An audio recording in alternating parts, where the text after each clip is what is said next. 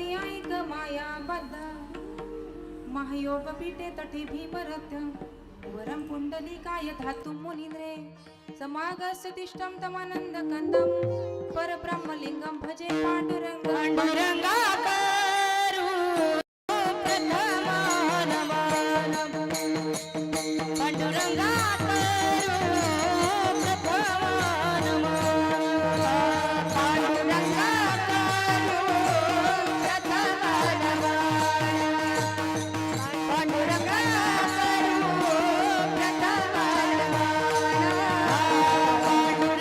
करू प्रथम नमन पांडुरंगा करू प्रथम नमन पांडुरंगा करू प्रथम नमन पांडुरंगा करू प्रथम नमन दुसरे चरण संताजिया दुसरे चरण संताजिया त्यांच्या कृपादाने कथेचा विस्तार त्यांच्या कृपादाने कथेचा विस्तार दुसरे चरण संताजिया दुसरे चरण संताजिया दुसरे चरण संताजिया दुसरे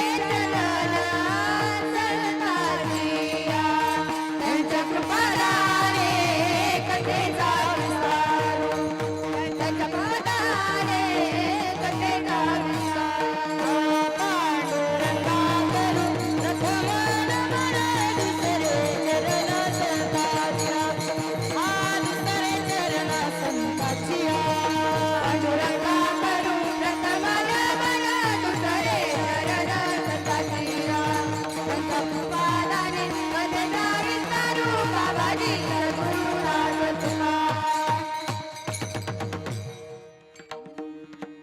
सर्व मंगल मांगल्ये शिवे सर्वार्थ साधिके शरण्ये त्र्यंबके गौरी नारायणी नमोस्तुते ओम नमो ज्ञानेश्वरा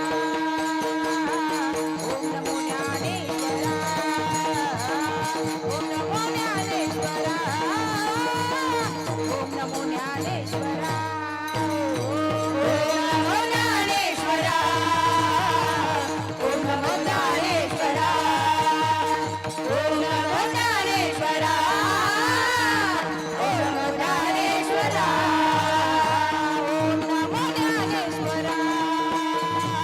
ओम नमो ज्ञानेश्वरा ओम नमो ज्ञानेश्वरा ओम नमो ज्ञानेश्वरा ओम नमो ज्ञानेश्वरा ओम नमो ज्ञानेश्वरा ओम नमो ज्ञानेश्वरा ओम नमो ज्ञानेश्वरा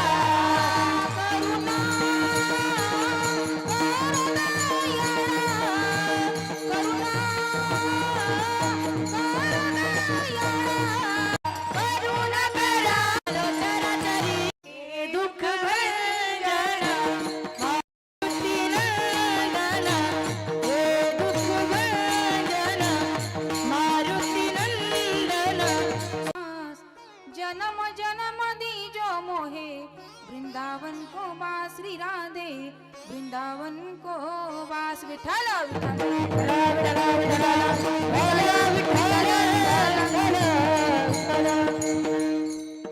सर्वभूती पाहे एक वासुदेव उसोनिया ठाव अहंतेचा ची संत साधू ओळखावानेक येरती ऐक मायाबद्ध प्रस्तुत प्राप्त प्रसंगी कीर्तन रूपी सेवेसाठी निवडलेला अभंग पंढरपूर निवासी ज्यांना पंजाबच्या गुमान प्रांतामध्ये भगवान म्हणतात असे वारकरी संप्रदायाचा विस्तार करणारे संत शिरोमणी प्रेममूर्ती नामदेव महाराज यांचा 5 चरणांचा साधू आणि संतांची महती सांगणारा अभंग आजच्या सेवेसाठी आपण निवडलेला आहे विठ्ठल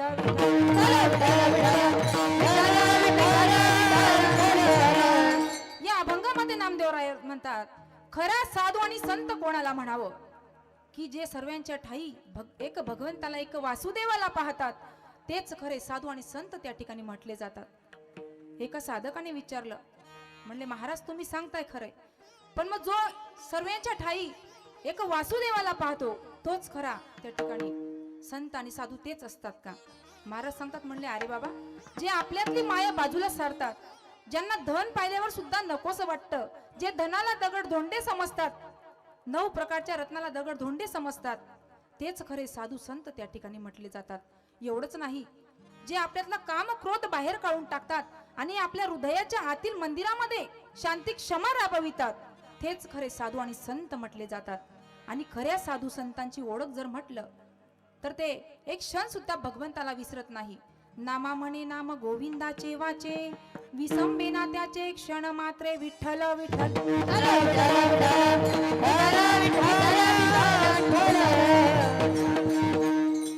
अभंगाकडे वळण्यापूर्वी छोटासा परिहार द्यायचा तो असा, सर्व ग्रामस्थांना जरी माहिती असेल तरी वक्त्याचं सांगणं हे आद्य कर्तव्य. सालाबादाप्रमाणे चालत असलेला हा मार्गशीर्ष महिन्यातील सप्ताह आणि वर्ष 5वं आणि या 5व्या वर्षाची 12व्या दिवसाची सेवा माझ्या वाटेला आली. बरोबर आहे ना? महिला मंडळ तुम्ही अशा पाहताय माझ्याकडे जसं कधी पाहिलंच नाही. मी तुमचीच मुलगी आहे, मला ओळखा जरा. कितवा दिवस आहे आजचा? 6वा दिवस. आणि 6व्या दिवसाची सेवा तुम्ही सर्व मायबापांच्या आज्ञेने माझ्यापर्यंत आली, हे मी माझं परमभाग्य त्या ठिकाणी समजते. विठ्ठल विठ्ठल.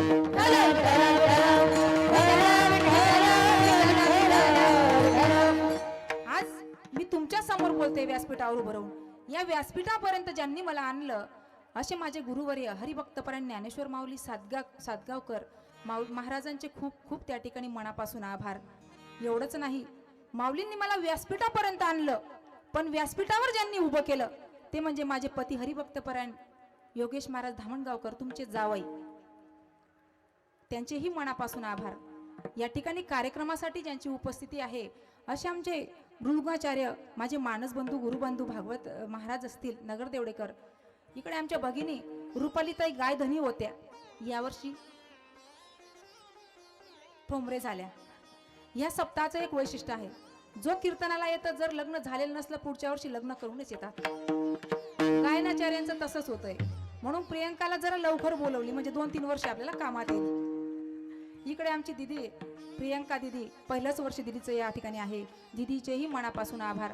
इकडे मृदुंगाचार्य अश्विनीताई मत्सागर होत्या, आता कोपरे झाल्या. पखवाजाला एवढी वाजवते तर बिचाऱ्याचे काय हाल असतील. ताईचे सुद्धा मनापासून आभार. इकडे आपले ऑर्गन वादक दादा चेतन दादा, एवढे लांबून दादा थंडीमध्ये धावपळ करत आले, दादांचेही मनापासून आभार.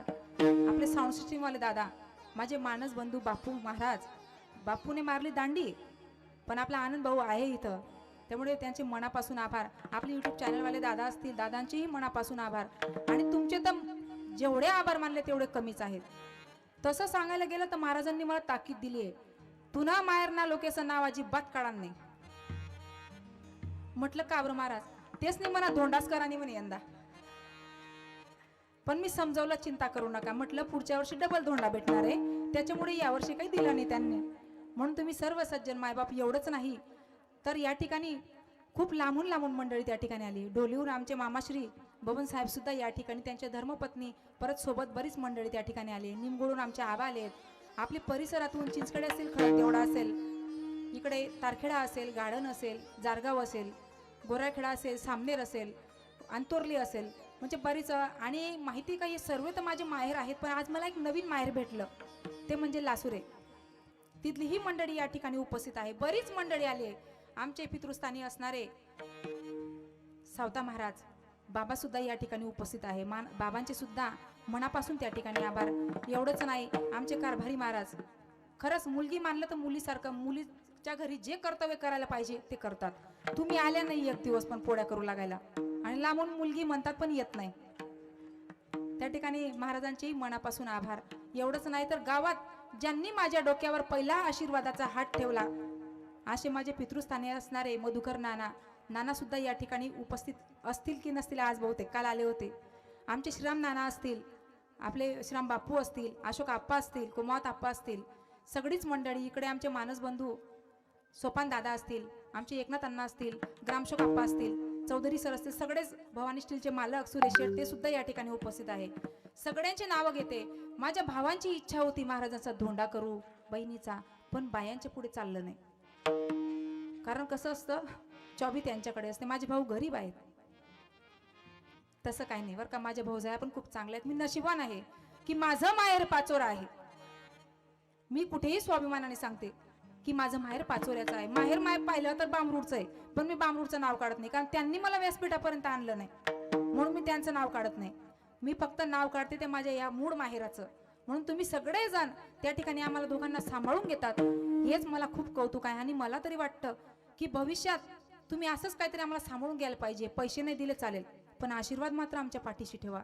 कारण हे कार्य एकट्याचं नाही. ज्यावेळेस हे रोप लावलं होतं अगदी छोटंसं होतं, पण सगळ्यांच्या त्या ठिकाणी आशीर्वादाने सगळ्यांनी हातभार लावून त्या ठिकाणी आज ते खूप मोठं झालंय. आणि त्याला पाणी घालण्याचं काम आपल्याला सर्वांना त्या ठिकाणी करायचं आहे. कदाचित कोणाच्या सुखादुःखात जर येणं होत नसेल तर आम्हाला समजून घ्या, कारण तुमची मुलगी, तुमचे जावई 50 लेकरांची जबाबदारी त्या ठिकाणी घेत आहेत. आज एक लेकरू सांभाळलं जात नाही, पण आम्ही 50 मुलं सांभाळतोय. ते आमच्या एकट्याच्या हिमतीवर नाही, तर तुमच्या सर्वांच्या सहकार्याने, तुमच्या सर्वांच्या हिंमतीवर आम्ही त्या ठिकाणी सांभाळत आहोत. त्यामुळे सांगते, जर आमच्याकडनं काही चुकलं असेल तर आम्हाला माफ करत चला. आणि आता सर्वांच्या चरणी आपली सेवा त्या ठिकाणी मी सुरू करते. विठ्ठल विठ्ठल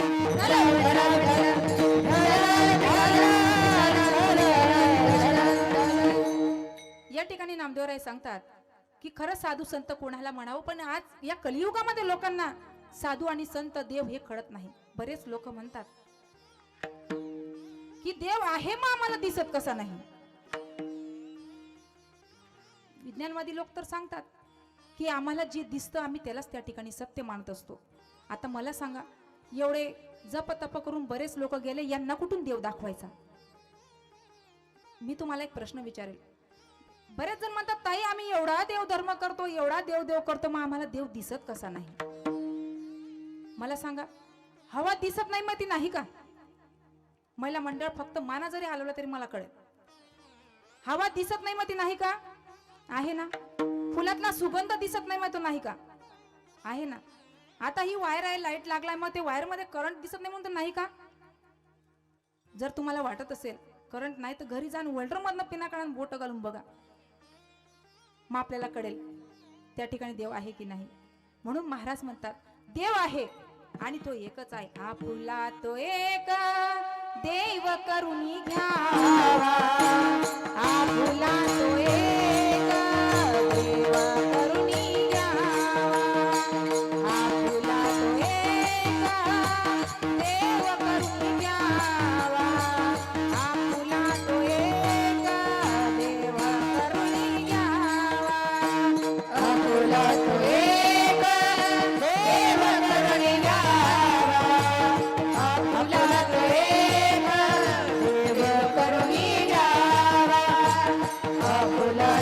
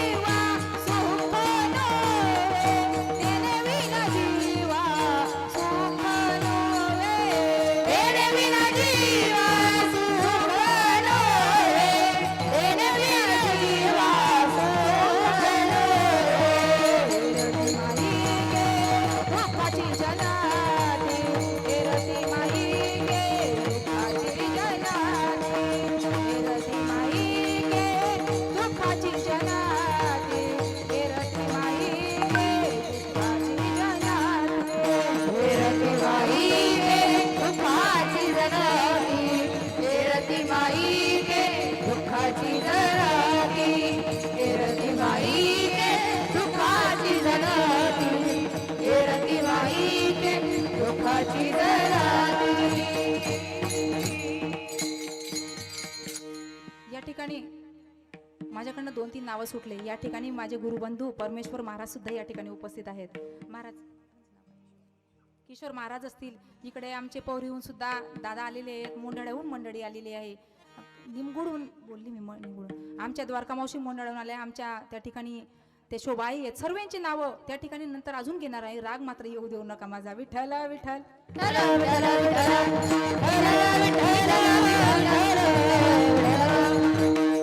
तुम्ही म्हणणार महाराज तुम्ही ज्या नामदेवरायांचा अभंग घेतलाय ते नामदेवराय कोण? ज्यांच्या हाताने साक्षात भगवंत जेवत होते ते नामदेवराय, ज्यांच्याशी भगवंत बोलत होते ते नामदेवराय. एकदा पंढरपूरच्या वाळवंटामध्ये कार्तिकीची वारी होती आणि त्या ठिकाणी चर्चा चालली होती. सर्व संत मांडळी बसली आणि त्यांची चर्चा चालली होती. चर्चा काय होती बरं? चर्चा अशी होती का यावर्षी कांद्याला भावच नाही, यावर्षी कपाशीला भावच नाही, यावर्षी फक्त टमाट्यालाच भाव आहे, अशी चर्चा होती का? नाही. संतांची चर्चा असते. विषय तो त्यांचा त्यांचा त्यांचा झाला नारायणा, विषय तो त्यांचा त्यांचा त्यांचा झाला नारायणा, विषय तो त्यांचा त्यांचा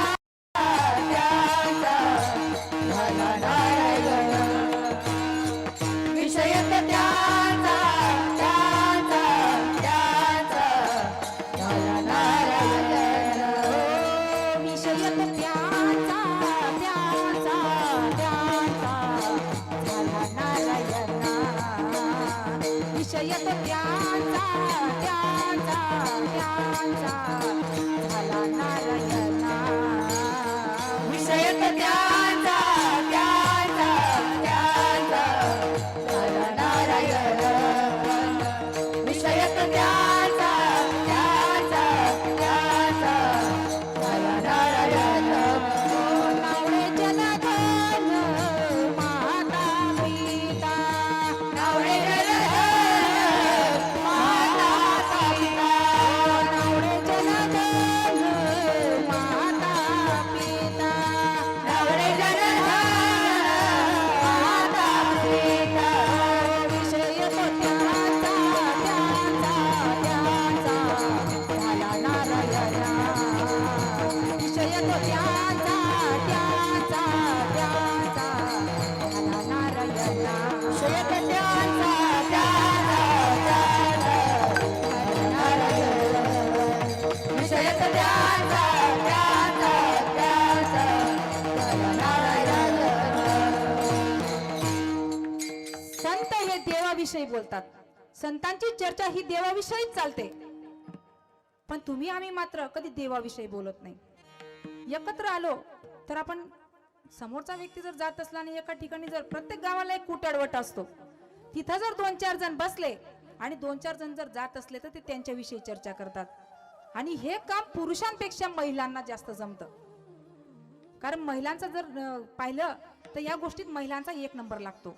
महिला प्रत्येक ठिकाणी 1 नंबर आहेत, प्रत्येक क्षेत्रामध्ये 1 नंबर आहेत. घरात जर असं नाही, एका घराची 2 घरं करण्यामध्ये महिलांचा 1 नंबर, दुसऱ्याच्या कुटाने करण्यात महिलांचा 1 नंबर, आग लावण्यात महिलांचा 1 नंबर. तुम्ही म्हणसान ताई तुम्ही कोण आहेत? मी पण महिलाच आहे, पण बोलावं लागेल, कारण त्यांची जर साईड घेतली तर पुढचे कार्यक्रम सुरळीत पार पडतात. म्हणून त्यांच्याकडून बोलावं लागतं. विठ्ठल विठ्ठल त्या ठिकाणी चर्चा चालू होती की कोळी समाजामध्ये त्या ठिकाणी एक संत होऊन गेले. त्यांनी त्या ठिकाणी 7 रांजण भरतील एवढे लोक मारले, तरी सुद्धा राम जन्माला येण्याआधी त्यांनी रामायण त्या ठिकाणी लिहून ठेवलं. आणि हे नामदेवरायांनी ऐकलं आणि नामदेवराय तिथून उठले आणि पांडुरंगाच्या मंदिरामध्ये गेले. रागारागाने सांगू लागले, म्हणले देवा तू पक्षपाती आहेस, तू खऱ्याचा नाही, तू चोरांचा सोबती आहेस. म्हणले नामा काय झालं नेमकं? म्हणले मी तुझ्या संतांकडून ऐकलं. काय ऐकलं? कोळियाची कीर्ती वाढली गं, कोळियाची कीर्ती वाढली गं, कोळियाची कीर्ती वाढली गं, कोळियाची कीर्ती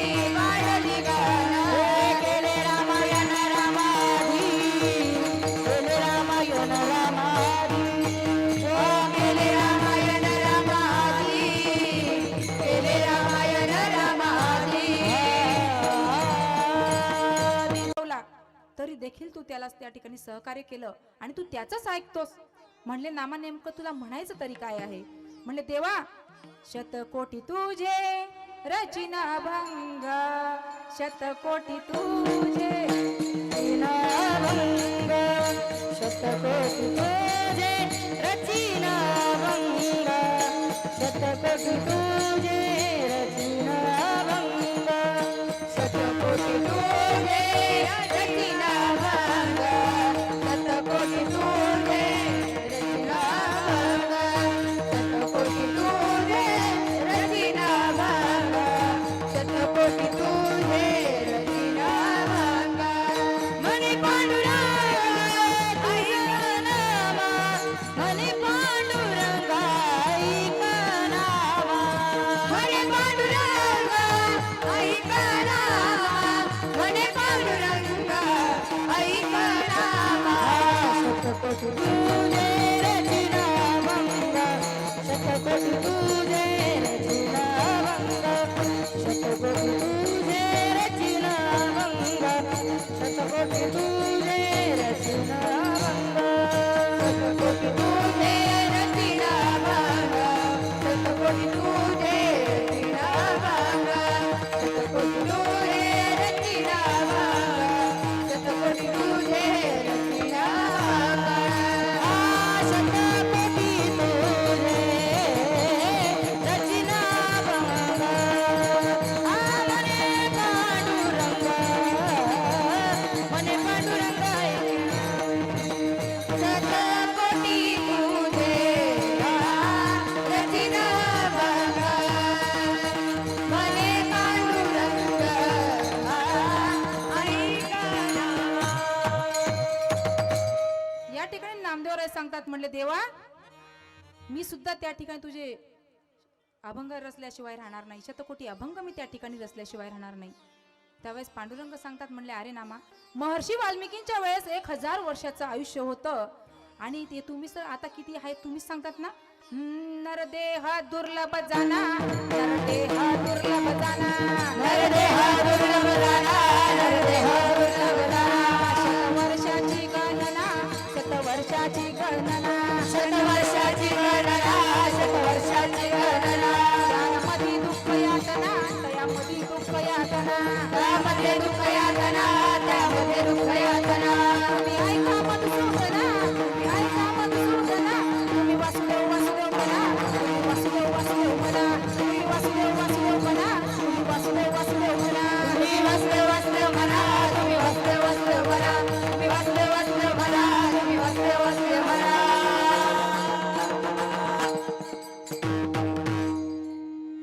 भगवंत सांगतात म्हणले अरे नामा महर्षी वाल्मिकींच्या वेळेस 1000 वर्षाचं आयुष्य होतं, आता फक्त 100 वर्ष आहे आणि तितक्यात हे शक्य होणार नाही. तू तुझी शपथ त्या ठिकाणी मागे घे. पण नामदेवराय हट्टी होते. नामदेवराय काय ऐकायला तयार नाही. नामदेवरायांच्या हट्ट असतो त्या ठिकाणी पांडुरंगाने सरस्वती मातेला आज्ञा केली आणि सांगितलं की नामदेवरायांच्या घरी वास करायचा. सरस्वती माता नामदेवरायांच्या घरी जाऊन त्या ठिकाणी सरस्वती मातेने त्या ठिकाणी वास केला आणि नामदेवरायांच्या घरामध्ये असणारे 14 जण आणि 15वी दासी जनी हे सर्व मिळून यांनी त्या ठिकाणी ते ग्रंथ लिहायला सुरुवात केली आणि त्याच ग्रंथातला आजचा हा अभंग विठ्ठल विठ्ठल विठ्ठल.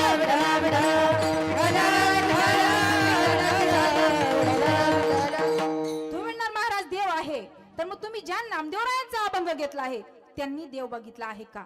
तर हो. ज्यावेळेस पंढरपूरच्या वाळवंटामध्ये नामदेवराय पोळी बनवत होते, आपल्या भाषेमध्ये आपण रोटी म्हणतो, रोटी बनवत होते. रोटी बनवली नामदेवरायांनी एका थाटीत टाकली. तितक्यात त्या ठिकाणी एक कुत्रा आलं आणि ती रोटी घेऊन पळून गेलं. नामदेवरायांनी पाहिलं, नामदेवराय त्यांच्या जवळ असणारी एक तुपाची वाटी घेतली आणि त्या कुत्र्याच्या मागे पळू लागले. आता ते संत होते, नामदेवराय होते, जे कुत्र्याच्या मागे तुपाची वाटी घेऊन पळू लागले. आपण तुपाची वाटी घेऊन पळालो असतो का? आपण काय घेतलं असतं? तुम्ही शपथ खाऊन आले का घरून? आपण बोलायचं नाही ताईशी का? आमचं काही चुकतंय? आपण काय घेतलं असतं हातामध्ये? काठी. पण ते संत होते. नामा घेऊन तुपाची वाटी, नामा लागे श्वाना पाठी. कोरड्या रोट्या कैसे खाशी, कोरड्या रोट्या खाऊ नको. घडलं काय? कुत्र पुढे जाऊन हसायला लागलं. तव श्वान हसूनी बोलिले, नामया तुझ कैसे रे कळिले. येरू म्हणे उपदेशिले सर्वाभूती विठ्ठल. माझ्या गुरूंनी माझ्या गुरूंनी मला शिकवलं आहे की सर्व विठ्ठल विठ्ठल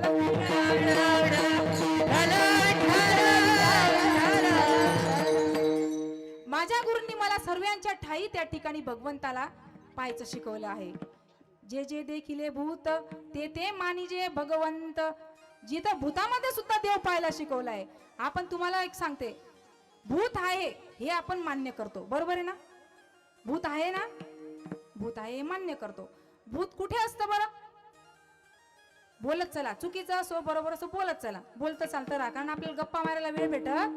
मी तुमच्या समोर कीर्तन करत नाही, मला कीर्तन येत नाही, मला फक्त तुमच्याशी बोलायचं होतं. भूत कुठे असतं? बोला रे पोरांनो, कुठे असतं भूत? बोला रे काका सोन, तुम्ही तर बोला. भूत कुठे असतं? स्मशानात. बरं, भूत केव्हा दिसतं बरं? आमोशेला. किती वाजता? 12 वाजता. कोणी कोणी पाहिलं? कोणीच नाही पाहिलं. भूत आहे हे आपण मान्य करतो, मग देव आहे ते का मान्य करत नाही आपण? बरं, भूत पुरुषांना जाऊ द्या, महिला मंडळला जास्त दिसतं. महिला मंडळला इतर दिवस जाऊ द्या, नवरात्री मध्ये त्याचे बाहेर येतात ते भूत. येतात ना? तुम्हाला एक लक्षात येऊन सांगून जाईल, आपल्या पाचोऱ्यामध्ये पण जाऊ द्या, पाचोऱ्यातलं बोलत नाही महाराज, मी पाचोऱ्यातलं आज काहीच बोलणार नाही, कारण सर्व मंडळी पाचोऱ्यातली. आता माझ्या सासरकडचं कोणी नाही ऐकायला, मी तिकडचं सांगते. धुळ्याच्या बस स्टॉपवर एक जोडप बसमध्ये बसलं होतं. बसला आणि ती बाई त्या ठिकाणी खाली उतरली आणि त्या ठिकाणी तिने केलं सुरू तिचं रामायण. सैल्या सैल्या सैल्या सैल्या चालू केलं. तो माणूस सांगतो तिचा नवरा, बोलो मा तुम्ही क्या चाहिए. म्हणजे लोक एवढे असतात, पत्नीला सुद्धा माय म्हणून घेतात. तुम्ही क्या चाहिए म्हणे, बेटा मुझे कापूर चाहिए कापूर. पतीला बेटा म्हणते, मुझे कापूर चाहिए. त्या ठिकाणी कंडक्टरने आवाज दिला, म्हणलं ताई चला ताई चला, पण ताई काही ऐकायला तयार नाही. ताईचं चाललं होतं सैल्या सैल्या सैल्या सैल्या चालू होतं. कारण त्यांनी केली बस सुरू आणि निघायला सुरुवात केली. ती बाई त्याला सांगते, म्हणले अहो थैल्या थैल्या थैल्या थैल्या. खरं होतं काय? भूत सोंग करण्याचं काम बायांनाच येतं. कधीच चुरड भूत कोणाच्या अंगात घुसायला रिकामं नाही. आणि देव तर मुळीच नाही. ते पण सांगतात नवरात्रीमध्ये, आमच्या अंगात देवी आली. आपलं एवढं पुण्य वाया चाललं का? देव आपल्या अंगातील एवढं पुण्यातील का? आपण काय वाटतं तुम्हाला, देव येऊ शकतो का? महिला मंडळ माफ करा, कोणाला जर तसं काही वाटत असेल, मी तुम्हाला बोलते असं नाही, हा जनरल विषय आहे. देव बिव काहीच नसतं, हे विनाकारण आपल्या डोक्यातला भ्रम असतो. आपले मन चांगले ठेवा, कुठलाच त्रास आपल्याला होणार नाही. विठ्ठल विठ्ठल.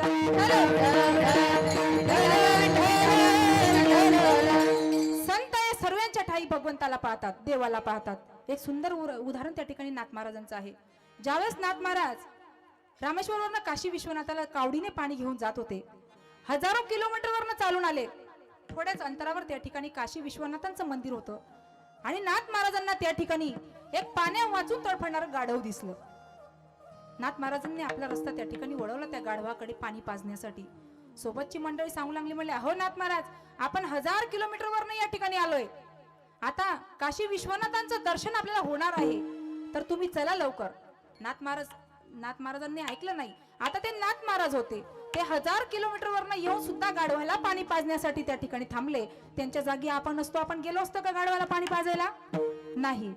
नाथ महाराज गाढवाला पाणी पाजवण्यासाठी त्या ठिकाणी थांबले. सोबतची मंडळी म्हणून लागली, म्हणले अहो नाथ महाराज, तुम्ही काय त्या गाढवाला पाणी पाजताय, चला लवकर. नाथ महाराज सांगतात, म्हणले अरे तुम्हाला जरी ते गाढव दिसत असेल, पण मला त्यांच्यामध्ये साक्षात काशी विश्वनाथ दिसताय. आणि खरंच त्या ठिकाणी साक्षात्कार घडला. त्या गाढवामध्ये काशी विश्वनाथांनी त्या ठिकाणी त्या नाथ महाराजांना दर्शन दिलं. कुत्र्यामध्ये देव आहे की नाही हे मला माहित नाही, पण कुत्र्यामध्ये देव पाहण्याची ताकद माझ्या नामदेव रायांमध्ये होती आणि गाढवामध्ये देव पाहण्याची ताकद गाढवामध्ये काशी विश्वनाथ पाहण्याची ताकद माझ्या नाथ महाराजांमध्ये होती. विठ्ठल विठ्ठल.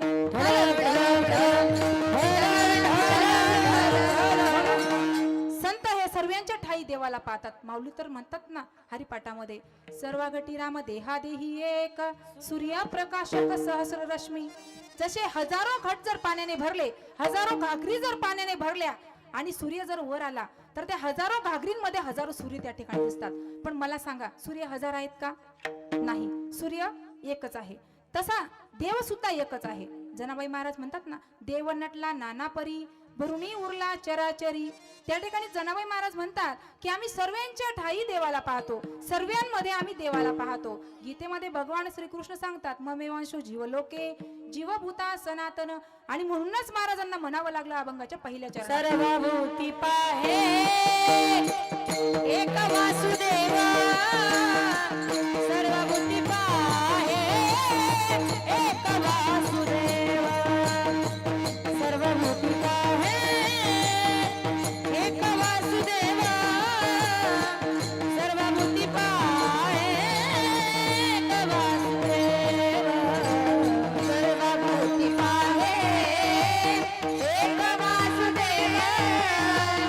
सर्वभूती पाहे एक वासुदेवा. सर्वभूती पाहे एक वासुदेवा. सर्वभूती पाहे एक वासुदेवा. सर्वभूती पाहे एक वासुदेवा. सर्वभूती पाहे एक वासुदेवा. सर्वभूती पाहे एक वासुदेवा. सर्वभूती पाहे एक वासुदेवा. सर्वभूती पाहे एक वासुदेवा. सर्वभूती पाहे एक वासुदेवा. सर्वभूती पाहे एक वासुदेवा. सर्वभूती पाहे एक वासुदेवा. पुसोनी आडावा अहंतेचा. पुसोनी आडावा अहंतेचा. पुसोनी आडावा अहंतेचा. पुसोनी आडावा अहंतेचा. पुसोनी आडावा अहंतेचा. पुसोनी आडावा अहंतेचा. पुसोनी आडावा अहंतेचा. पुसोनी आडावा अहंतेचा. तोची संत साधू ओळखावणी का. तोची संत साधू ओळखावणी का. तोची संत साधू ओळखावणी का. तोची संत साधू ओळखावणी का. तोची संत साधू ओळखावणी का. तोची संत साधू ओळखावणी का. तोची संत साधू ओळखावणी का. तोची संत साधू ओळखावणी का. संत हे असेच असतात, ते सर्वांच्या ठाई भगवंताला पाहतात. आपण मात्र मायेच्या अधीन आहोत, पण माया ही संतांच्या अधीन आहे. त्या ठिकाणी संत हे सर्वांच्या ठाई भगवंताला पाहतात, पण आपण आपल्या जन्म देणाऱ्या आई वडिलांमध्ये सुद्धा देवाला पाहत त्यांना होकारा पुढे नाही पाहत नाही ना. आपण जन्म देणाऱ्या आई वडिलांमध्ये सुद्धा देवाला पाहत नाही. बरेच लोक असे आहेत आई वडिलांचा कंटाळा करतात. मी बऱ्याच ठिकाणी कार्यक्रमांना गेली, वयस्कर मंडळी येते आणि हळूचकन सांगतात ताई आई वडिलांवर 2 शब्द बोला. कारण सर्वच काही सांगून जातात, संत सांगतात, संत चरित्र सांगतात, सर्व काही सांगतात. पण प्रत्येक गावाला पाहिलं तर आता वयस्कर लोकांना त्रास आहे मुलांपासून. म्हणून बरेच जणांची अपेक्षा असते की आमचं नाही ऐकणार, तुमचं तरी ऐकतील. पण काही लोक आहे ना गाढवाच्या जातीचे असतात, त्यांना कितीही सांगा त्यांना कळत नाही. आई वडील लहानाचं मोठं करतात, स्वतः त्या ठिकाणी स्वतःचं आयुष्य त्या ठिकाणी कामामध्ये लावतात, राबतात, रात्रंदिवस कष्ट करतात, हाडाची काढ रक्ताचं पाणी करतात आणि मुलांना त्या ठिकाणी शिकवतात. आणि तेच मुलं शिकून मोठं झाल्यावर आई वडिलांना सांगतात तुम्हाला अक्कल नाही. ज्यांना ते अक्कल शिकवतात ते आई वडिलांची अक्कल त्या ठिकाणी काढतात. म्हणून तसं पाहायला गेलं सुशिक्षित लोकांपेक्षा खेड्यागावामध्ये वातावरण अजून बरं आहे. शहरामध्ये मुलगा नोकरीला लागला, रूम केला की आई वडील सहन होत नाही. तुम्ही म्हणणार ताई आपण शहरात राहतो, पण मला माझ्या पाचोऱ्याचा स्वाभिमान आहे, पाचोऱ्यात तरी अजून असं काही घडलं नाही, शहर असून घडलं नाही. मला असं वाटतं आता प्रदीपजी मिश्रा यांच्या कथेच्या माध्यमातून बऱ्याच महिला मंडळ त्या ठिकाणी भगवान भोलेनाथांची भक्ती करायला लागल्या. चांगली गोष्ट आहे, भक्ती करायला पाहिजे. मंदिरात जातात, भगवंत त्या ठिकाणी उपगून गेला असेल तो देव, एवढी भक्ती करताय. सकाळी सकाळी उठल्या की चालल्या महादेवाच्या मंदिरात. पण महादेवाच्या मंदिरामध्ये जाताना आधी विचार करा, तुम्हाला त्या ठिकाणी अधिकार आहे का मंदिरात जायचा? देखाव्याची भक्ती करू नका. हातात ताट उचललं चालले म्हणून 4 लोक तुम्हाला चांगले म्हणतील ही अपेक्षा कोणाकडून करू नका. स्वतःच्या मनाला विचारा, आपल्याला अधिकार आहे का देवाची भक्ती करायचा? घरात सासू सासऱ्यांच्या डोळ्यामध्ये पाणी असेल, तुम्ही त्यांना सांभाळत नसाल आणि भगवंताची भक्ती करताय, देवाला मान्य नाही. तुम्ही देवाला प्रसन्न करण्यासाठी त्या ठिकाणी जातात, पण माझा भोले बाबा भोळा आहे, वेडा नाही. जरी लोकांना कळत नाही आपल्या मनातलं, पण देवाला मात्र कळतं, कारण त्यांनीच आपल्याला घडवलेलं आहे. देव म्हणत नाही की घरात लोकांना तुम्ही दुःखी ठेवा आणि मंदिरात येऊन 2-2 तास इथं लाईन लावा. तुम्ही मंदिरात जाताना घरून जातात का भगवंताचं नामस्मरण करत जाता का? महिला मंडळ जातो का आपण? घरातून निघाल्यापासून हे घर ते घर ते घर ते घर अख्ख्या गावचे कुटाने करत निघतो आपण, बरोबर आहे ना? होकार नकार देत चला. चुकी मान्य करायला हरकत नाही. चुकी मान्य केली तर नवीन खोटं बोलायची गरज पडत नाही, आणि एक खोटं बोललं तर 10 खोटं आपल्याला बोलावे लागतात. मला सांगा, तुम्हाला जर देवाला प्रसन्न करून घ्यायचं असेल तर त्या ठिकाणी घरात असणाऱ्या वयस्कर मंडळी यांना तुम्ही प्रसन्न ठेवा. त्यांच्यातच सर्व काय आहे. बरेच लोक त्या ठिकाणी शहरामध्ये जर गेले, आईवडिलांचा कंटाळा करतात, त्यावेळेस वाटतं, बरेच जण म्हणतात की ताई मुलांना शिकवून आम्हाला पश्चाताप झाला. कारण आजकाल बघितलं तर जेवढा सुशिक्षित तेवढा बेकार. मी तरी म्हणते, ज्याला काही मनामध्ये वाटलं असेल नंतर येऊन मला विचारा. सुशिक्षित लोकांनाच कंटाळा येतो जास्त करून आईवडिलांचा. बरेच लोक आईवडील गेल्यानंतर, आपल्या खेड्यामध्ये परिस्थिती नाजूक असली तरी आईवडील गेले त्यांची पुण्यतिथी तरी करतील, काहीतरी पित्र तरी घालतील. पण शहरामध्ये त्यांना लाज वाटते कीर्तन ठेवायची. त्यांच्या आईवडिलांच्या तेवढ्या सुद्धा अपेक्षा त्यांच्याकडनं होत नाही. मला सांगा, शिकवल्याचा काय फायदा त्या लेकरांना? म्हणून मला असं वाटतं, शिक्षण देण्यापेक्षा संस्कार देण्याची गरज आहे. विठ्ठल विठ्ठल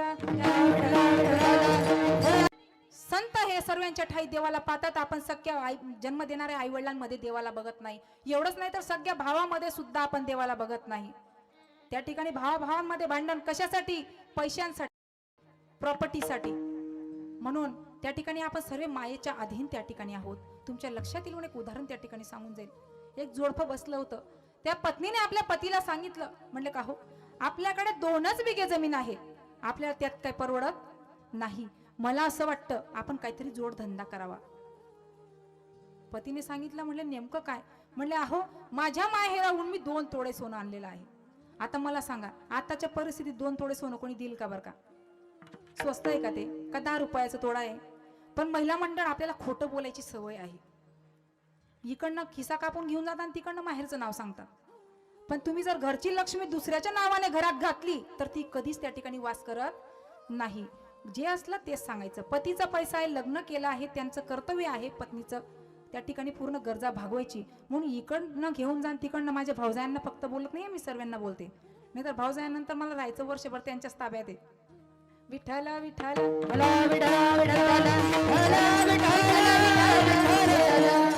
अहो, म्हणले मी 2 तोळा सोनं आणलंय. माझा विचार आहे ते 2 तोळा सोनं विकून द्यावं आणि त्या ठिकाणी 2 म्हशी आणायच्या.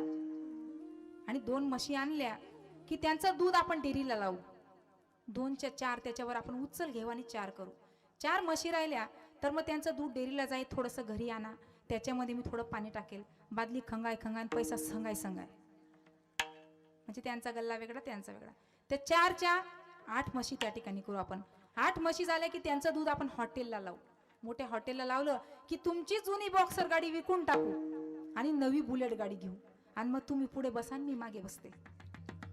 मग त्या 8 म्हशींचं दूध त्या ठिकाणी डेअरीला जायला लागलं की त्या 8च्या आपण 16 म्हशी करू. 16 म्हशी झाल्या की मग ते दूध घरी आलं की मी त्या ठिकाणी दूध घरी तापवत जाईल, त्याची साय मी काढत जाईल आणि त्या सायचं तूप मी त्या ठिकाणी करेल. आणि तूप काढलं की अर्ध तूप माझ्या आईच्या घरी आणि अर्ध तूप माझ्या बहिणीच्या घरी देईल. आता त्या माणसाला राग आला. तो जसा उठला आणि त्या बायकोला दे दनादन मारायला लागला. म्हणले मी 1000 रुपयाची भांडी 1600 रुपयाचं ढेपचं पोतं आणतो आणि तू म्हणते की मी अर्ध तूप आईच्या घरी ना अर्ध तूप बहिणीच्या घरी देईल. तेवढ्यात एक गावातली, आपल्या गाव इथलं नाही बोलणार, माहेरचं नाही बोलणार, तिकडचं बोलेल, ती म्हातारी आली. लागट म्हातारी होती, लागट म्हातारी. तिला दुसऱ्यांच्या घरामध्ये नाक खुपसल्याशिवाय होत नव्हतं. त्यांच्या नांदी कोणी लागतच नव्हतं गल्लीत, कारण त्यांचं रोजचं भांडण होतं. रोज कोण जाणार म्हणून ती लागट म्हातारी आली आणि विचारू लागली. म्हणले काय रे, कशासाठी मारतोय? म्हणले मावशी, अगं म्हणले मी 1000 रुपयाची भांडी, 1600 रुपयाचं ढेपचं पोतं आणि सोडा मशीनचं दूध आणलं की त्याचं तूप बनवेल आणि अर्ध आईच्या घरी आणि अर्ध बहिणीच्या घरी देईल. म्हणले म्हातारी विचार करायला लागली. म्हणले याच्याकडे बकरीचा पाय नाही, सोडा मशी आल्या कुठून? म्हातारीने सांगितलं, का रे? म्हणले बाबा, तुझ्या सोडा मशी गेल्या खड्ड्यात, मला माहित नाही. तुझं ते 1000 रुपयाची भांडी गेली खड्ड्यात, मला माहित नाही. मला सांग, माझा 2 बिघे मक्का तुझ्या म्हशी खाऊन गेल्या, याचं काय? तो म्हणतो, म्हणले मावशी, अगं म्हणे तुला भेंडी पेरायला चाच नाही, 2 बिघे मक्का आला कुठून? म्हातारीने अशी लावली कानाखाली आणि सांगते, म्हणले का रे, तुझ्याकडे बकरीचा पाय नाही आणि म्हशी आल्या कुठून? दृष्टांत संपला, सिद्धांताकडे या. म्हशी होत्या का? नाही, पण भांडण झालं. तशी माया आहे पण ती दिसत नाही. या मायेतून जर निघायचं असेल तर तेच महाराज अभंगाच्या दुसऱ्या चरणात. तोची संत साधू रखवारे असुर निकंदन राम दुलारे. महाराज म्हणतात साधू आणि संत वेगळे आहेत, पण खरा साधू हा ओळखता आला पाहिजे. जर खरा साधू ओळखला नाही तर आयुष्याचं त्या ठिकाणी वाटोळं झाल्याशिवाय राहत नाही. कारण बरेच लोक चुकीच्या साधू सोबत आपलं त्या ठिकाणी आयुष्य काढतात, नंतर पुढे गेल्यानंतर त्यांना पश्चाताप होतो की अरे आपण चुकीच्या साधू सोबत त्या ठिकाणी आपले दिवस काढले. चुकीच्या साधू जर ओळखता आला नाही तर आयुष्याचं वाटोळ होतं. आपल्या सीतामातेचं उदाहरण त्या ठिकाणी सांगून जाईल. ज्यावेळेस प्रभू रामचंद्र लक्ष्मण यांनी सीतामाता वनामध्ये होते त्यावेळेस सीतामाता कुटियाच्या बाहेर त्या ठिकाणी फुलं तोडण्यासाठी आल्या आणि सीतामातेला त्या ठिकाणी सोनेरी हरिण दिसलं. त्याचे शिंग सोन्याचे होते. सीतामातेने प्रभू रामचंद्रांना आवाज दिला. म्हणले प्रभू बघा हे हरिण किती सुंदर आहे. मी असं हरिण कधी पाहिलं नाही आणि बहुतेक कधी ते दिसणार सुद्धा नाही. प्रभू रामचंद्रांनी सुद्धा पाहिलं की हरिण खूप सुंदर होतं. त्या ठिकाणी सीतामातेने सांगितलं, म्हणले प्रभू काही करा पण हे हरिण मला पाहिजे. प्रभू रामचंद्रांनी सांगितलं की म्हणले सीते ते जर हातात सापडलं नाही तर काय करायचं? म्हणले जरी मेलेलं आलं माझ्यापर्यंत तरी भरपूर होईल, पण मला ते हरिण पाहिजे. कारण त्याचे त्या कातडीचं जे आहे ना चर्म, ते मी त्याची तुम्हाला व्यासपीठ त्या ठिकाणी आसन त्या ठिकाणी तयार करणार आहे. जर मेलं तर आणि जिवंत राहिलं तर मी अयोध्येमध्ये त्याला घेऊन जाईल. प्रभू रामचंद्राने आता श्रीहट्ट जोगट्ट आणि बालहट्ट याच्या पुढे हारून जातात. त्या ठिकाणी प्रभू रामचंद्रांनी लक्ष्मणाला सांगितलं, म्हणजे लक्ष्मणा मी जानकीसाठी ते हरिण घ्यायला जातोय, तू जानकीची रक्षा त्या ठिकाणी कर. लक्ष्मणजी थांबले आणि प्रभू रामचंद्र निघाले. ते हरिण काही प्रभू रामचंद्रांना सापडेना. त्यावेळेस प्रभू रामचंद्रांनी आपला बाण काढला आणि त्या हरणीला मारला.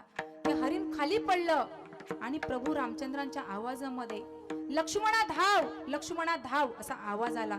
कारण ते हरिण दुसरं तिसरं कोणी नाही तर त्या ठिकाणी रावणाचे मामा मारीस मामा होते आणि रावणाने इकडे सीता मातेचं हरण करायचं होतं म्हणून त्यांना तो वेश त्या ठिकाणी घ्यायला लावला होता. सीता मातेने तो आवाज ऐकला आणि सांगितलं, म्हणजे लक्ष्मणा मला असं वाटतं प्रभू रामचंद्र काहीतरी संकटात आहेत, तर तू जा आणि त्याची मदत त्या ठिकाणी कर. लक्ष्मणाने नकार दिला. पण सीता माता सांगतात, म्हणजे लक्ष्मणा तुला असं वाटतंय की तुझा भाऊ वापस यायला नको, तुझी नीती त्या ठिकाणी बदलली आहे असं बोलायला लागल्या. लक्ष्मणाने सांगितलं, म्हणले मैया ठीक आहे मी जातो, पण मी या ठिकाणी लक्ष्मण रेखा टाकून जातोय. जोपर्यंत आम्ही येत नाही तोपर्यंत तुम्ही लक्ष्मण रेखा त्या ठिकाणी ओलांडायची नाही. आणि लक्ष्मण त्या ठिकाणाहून निघून गेला आणि रावण त्या ठिकाणी एका साधूच्या वेशामध्ये आला आणि येऊन बाहेर उभं राहून भिक्षाम दे असा आवाज दिला. आणि सीतामाता आल्या आणि सीतामातेने पाहिलं की एवढा मोठा साधू आपल्या दाराशी आलाय. सीतामातेने कुठलाच विचार केला नाही आणि ती लक्ष्मण रेखा त्या ठिकाणी पार केली. आता सीतामातेने लक्ष्मण रेखा पार केली, साधू ओळखता आला नाही म्हणून सीतामातेचे सुद्धा आयुष्याचं त्या ठिकाणी वाटोळ झालं. विठ्ठल विठ्ठल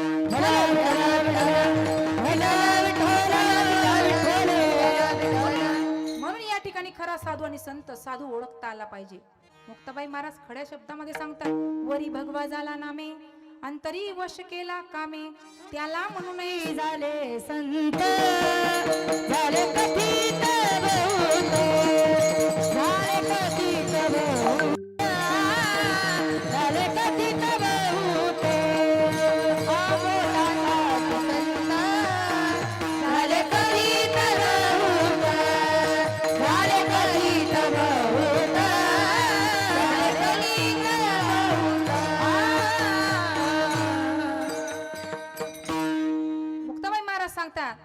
की नुसतं भगवे कपडे घालून कोणी संत होत नाही. भगवे कपडे घालून कोणी संत होत नाही. भगव्या रंगाचे तर कुत्रे सुद्धा फिरतात, राग लावून गाढवं सुद्धा फिरतात, म्हणून ते संत आहेत का? नाही. त्या ठिकाणी महाराज म्हणतात कलियुगामध्ये साधू थोर आहे. साधू थोर जाणा, साधू थोर जाणा, साधू थोर जाणा कलियोगी. ज्यांनी आपल्यातला सहा धुवून टाकला तो खरा साधू आणि संत. मुक्ताबाई महाराज सांगतात एके ठिकाणी तेची संत, तेची संत, त्याचा हेतू विठ्ठल विठ्ठल विठ्ठल.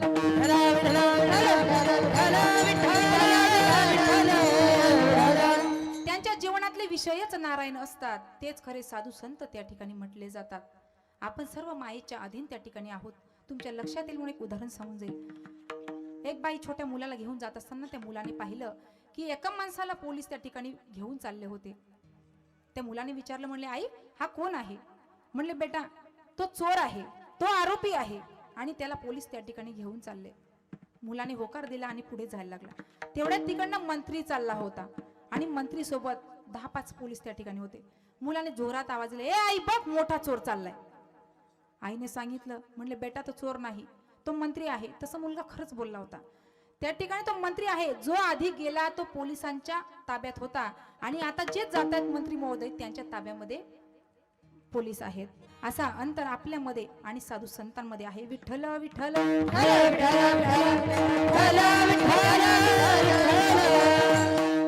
मग तुम्ही म्हणाल महाराज खऱ्या साधू संतांची ओळख नेमकी कोणती? रंजले गांजले त्याची मने जो आपुले, त्याची मने जो आपुले, त्याची मने जो आपुले.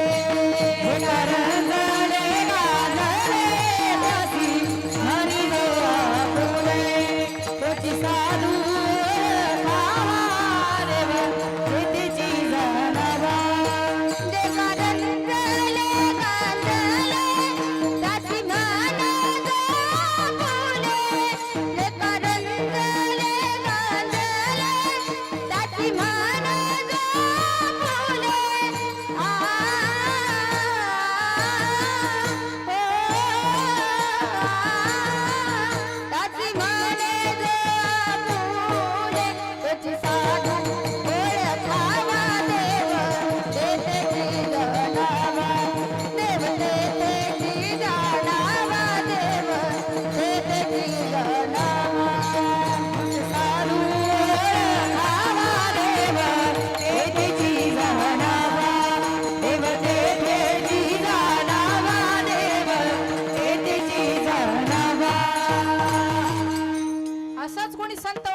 भगवंताची भक्ती त्या ठिकाणी करावी लागते.